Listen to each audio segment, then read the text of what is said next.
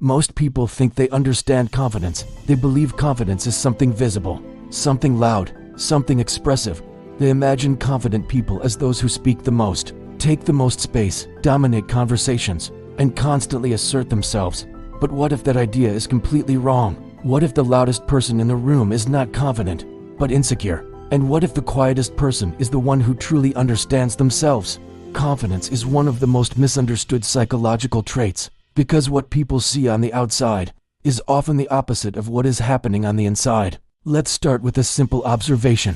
Think about someone you've met who seemed extremely confident. They talk a lot. They always have something to say. They laugh loudly. They try to control conversations. They want attention. At first, it looks like confidence. But if you observe carefully, you start noticing something else. They interrupt people. They explain themselves too much. They try to prove their worth. They seek validation. And that's where the illusion breaks. Because real confidence does not seek validation. It does not need to prove itself. It does not try to dominate. Real confidence is stable, quiet, controlled, and often invisible. Psychologically, confidence is not about how you appear. It's about how you feel about yourself when nobody is watching. It is internal, not external. And this is where most people get it wrong. They try to build confidence by changing how they look, how they speak, how others perceive them. But confidence doesn't come from perception. It comes from certainty. Certainty about who you are. Certainty about your abilities. Certainty about your value.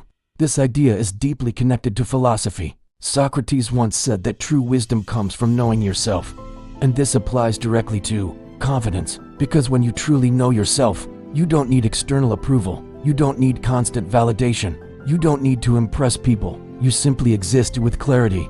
Now let's understand why most people fake confidence, because this is important. Most people are not confident. They are performing confidence, and they do it because of insecurity. From a psychological perspective, humans are social beings. We want to be accepted. We want to be respected. We want to belong. And when we feel that we are not enough, we compensate. We talk more. We show off. We try to dominate. We exaggerate our achievements. We create an image.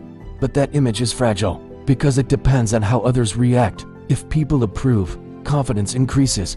If people reject, confidence collapses. This is not real confidence. This is dependency. Real confidence is independent. It does not depend on opinions. It does not fluctuate based on reactions. It is stable. And this is why truly confident people behave differently. Let's talk about how to recognize fake confidence. Because once you see it, you can't unsee it. Fake confidence is loud. It needs attention. It tries to impress. It often talks about success. It over-explains decisions. It reacts emotionally to criticism.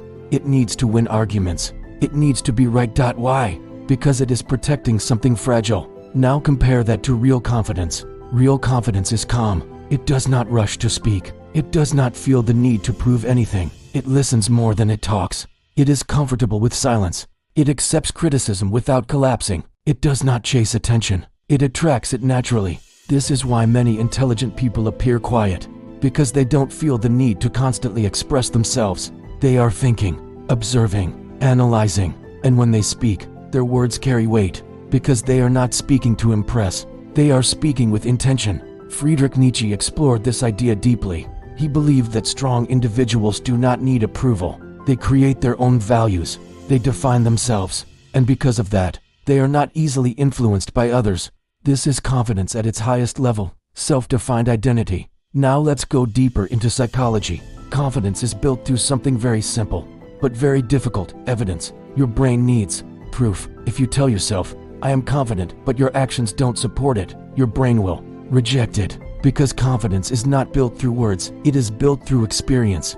Every time you do something difficult, every time you face discomfort, every time you act despite fear, you create evidence, and that evidence builds internal certainty. This is why discipline is directly connected to confidence. When you keep promises to yourself, you trust yourself more. And when you trust yourself, confidence grows naturally.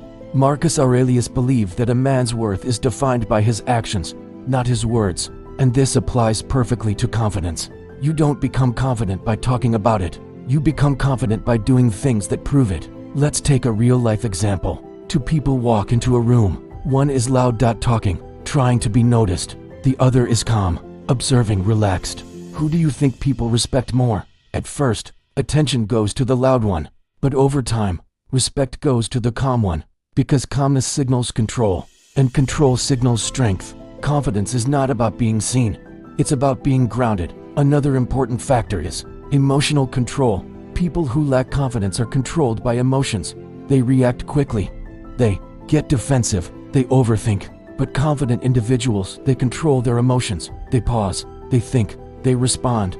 This creates a powerful presence. Confidence is not just how you act, it's how you react. And this is where most people fail. They try to look confident in good moments, but they lose control in difficult moments. That inconsistency destroys credibility. Real confidence is consistent, in pressure, in silence, in conflict, in uncertainty. Now the question is, how do you build real confidence? Not fake confidence, real, unshakable, internal confidence. First, stop trying to impress people. This is the biggest trap. The moment you try to impress, you give power to others. Second, do difficult things. Confidence grows through discomfort, not comfort. Every challenge you overcome strengthens your identity. Third, control your emotions. Don't react immediately. Pause. Observe, choose your response. Fourth, speak less. Observe more. You learn more when you listen, and you reveal less about yourself. Fifth, build competence. Confidence without competence is fake. Skill creates real confidence because it gives you certainty. And finally, accept yourself, not in a passive way, but in a clear way. Know your strengths, know your weaknesses, work on them, but don't pretend to be something you're not, because in the end, confidence is not about becoming someone else. It's about becoming solid in who you are. Most people spend their lives chasing confidence, trying to look confident, trying to act confident, but real confidence is quiet. It does not need to be seen. It does not need to be proven. It simply exists. And the moment you understand this, everything changes, because you stop performing and you start becoming. The loudest person in the room is rarely the most confident, but the calm one, the one who observes, the one who speaks only when necessary. Confidence is not noise. Confidence is control. And once you master that, you don't need to prove anything to anyone.